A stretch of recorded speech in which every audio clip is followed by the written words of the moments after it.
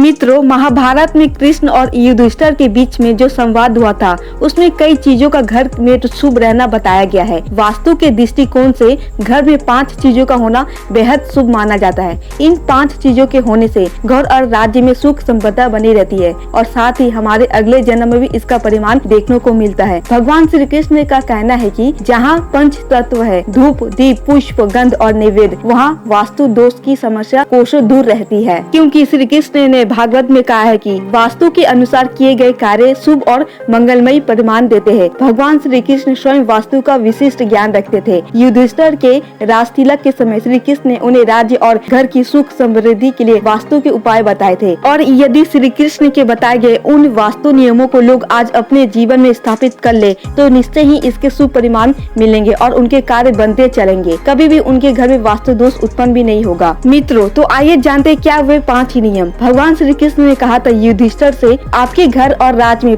पीने के पानी का उचित व्यवस्था सदैव बनी रहनी चाहिए। वे कहते हैं कि पानी की यह व्यवस्था उत्तर पूर्व दिशा में होनी चाहिए। यह ईशान कोण यानी ईश्वर की दिशा कहलाती है।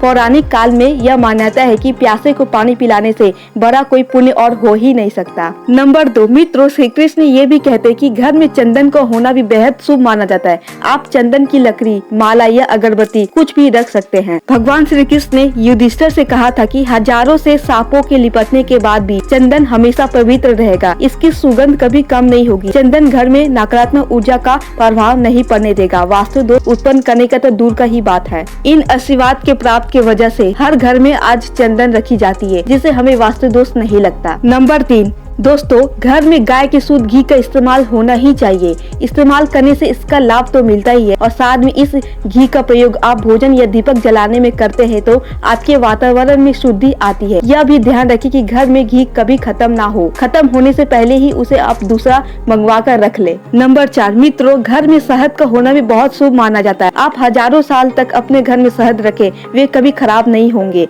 युधिष्ठिर को सुख समृद्धि के उपाय बताते हुए भगवान श्री कृष्ण ने कहा था कि शहद एक ऐसा पदार्थ है जो न सिर्फ आपकी आत्मा को शुद्ध करता है बल्कि इससे घर का वातावरण भी स्वच्छ रहता है। यही कारण है कि पूजा पाठ में शहद का इस्तेमाल सर्वोपरि माना गया है और घर में रखने से इसे भूत प्रेत की बाधा भी दूर होती रहती है। नंबर 5, मित्रों, माँ सरस्वती को बीना वादनी कहा गया है। श्री कृष्ण कहते हैं कि जिस तरह माँ सरस्वती कीचड़ से निकले कमल पर विराजमान होती है, माँ सरस्वती का पूजन व्यक्ति को निर्धनता से दूर रखता है, उसकी बुद्धि को शुद्ध रखता है। इसलिए माँ सरस्वती की तस्वीर या पारद की मूर्ति घर में जरूर रखें। आपने कहावत तो सुनी ही होगी, ज्ञानवान की पूजा सभी करते हैं लेकिन धनवान की पूजा सिर्फ चटुकार ही करते हैं। तो आप भी ज्ञानवान बने और माँ सरस्वती की वीणा बजाते हुए मूर्ति या चित्र अपने घर में अवश्य रखें और इससे अपने घर को शुद्ध बनाएं। मित्रों, ये श्री कृष्ण ने युधिष्ठिर को संवाद के रूप में बताया था जो अपने घर में लागू किए जाने वाले 5 नियम है। दोस्तों, ये नियम आपको कैसे लगे? क्या कभी आपके ये काम आ सकते हैं? यदि हाँ तो प्लीज आप मेरे चैनल को सब्सक्राइब कर दे